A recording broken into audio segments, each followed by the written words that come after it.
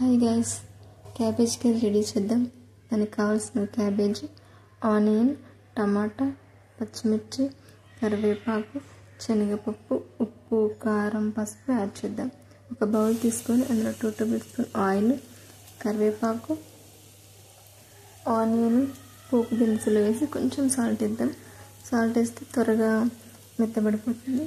ఇప్పుడు మనం మన ఛానల్ సబ్స్క్రైబ్ చేసుకుందాం. సబ్స్క్రైబ్ క్లిక్ చేసి ఎం లెటర్ క్లిక్ చేయండి. మన ఛానల్ పేజ్ ఓపెన్ అవుతుంది. అక్కడ డ్రాప్ డౌన్ లిస్ట్ ఓపెన్ చేశాక ఆల్ క్లిక్ చేయండి. ఆల్ క్లిక్ చేస్తే నేను పంపించిన వీడియోస్ కానీ పోస్ట్ కానీ మీకు నోటిఫికేషన్ రూపంలో మీ దాకా చేరుతుంది.